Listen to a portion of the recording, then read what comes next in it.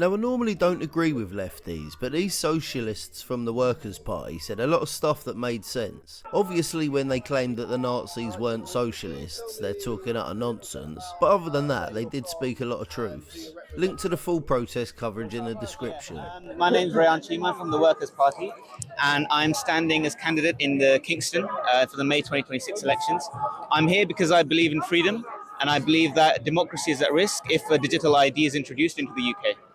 So the Workers' Party sounds like a left Yes, left. organisation. So I've heard people describe the Workers' Party as communists before. Would that be accurate? Or Well, no, we're socialists. So You're yeah, socialists. Yes. Okay. So why, from a socialist perspective, is digital ID a bad thing? A lot of people would say socialism or socialists love government control. I mean, that's essentially what socialism is. Yes, isn't it? well, It's state control, yes. economy, yes. and stuff like that. So surely this is a wet dream for socialists. No, I mean, for our party, we've got our 10-point manifesto, and our manifesto is all about making sure that the wealth of the British state is used for the benefit of the British people, the British working class. What we've had over the last 40 years is a lot of privatization, a lot of corruption, and the net result can be seen in the streets of the country all around. People don't have money to pay for their bills. A lot of shops are being boarded up. With the digital ID situation, part of the reason why we're against it is because we see it as another way for the government to abuse its power. Recently, the anti-terror laws were misused by the Home Secretary to detain George Galloway at Gatwick Airport. We think that if the digital ID was to be rolled out and made mandatory, that would be another mechanism that the government would use to stifle free speech. Now, you don't have to agree with everything that George Galloway says or this person says or that person says, but if we start to have a situation where free speech is being curtailed, that's not good for our democracy. So whether you're left or right, we should all be against digital ID. Agreed. We Yeah. need to unite on this cause. Yeah. But who do you think is the main organisation or people that are pushing digital ID? Because it's implemented in multiple countries at the same time around the world.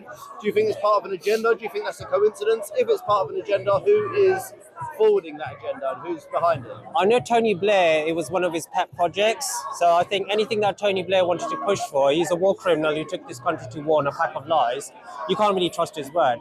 The other thing I would say with the government in general, we saw the kind of shenanigans that they were getting up to during the COVID crisis. So they were telling everyone else to stay at home, but they themselves in 10 Downing Street were having a nice party and cocktails and so on. So it's also about trust as well.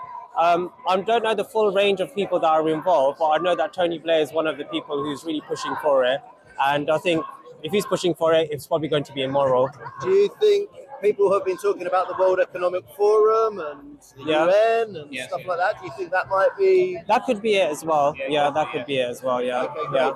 And if there was one message that you could get people to take home from today, left or right, socialist or Nazi, well, I suppose the Nazis were socialists, but they weren't left wing. That's the National Socialists. That's what the Nazi means. National Socialism. Yeah. So, but anyway, what would be the one message that you want people, no matter what political persuasion, to take home from today? I would say just to find out a bit more about what digital ID is, what impact it will have on you and your life. Because if the government can just suddenly cut you off from your bank account, from your finances, isolate you from society, that's a risk to everybody's freedom. So that would be my main message, just to find out what it's about. Whatever political persuasion you may be, find out what the impact of it would be. And look at how some of the existing laws have been used and abused by the government to stifle free speech. Because it's in all our interest to defend our liberty. Sure. One more last question. Yeah.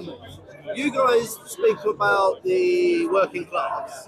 Yeah. Just don't take it the wrong way. You don't sound very working class to me. You may be. You don't sound it. So how did you get involved in socialism and trying to stick up for the working class? Well, I mean, I am part of the working class. Yeah. So, I don't come from a rich family. I don't come from a well-off background. So I would count myself as part of the 99% that make up this country.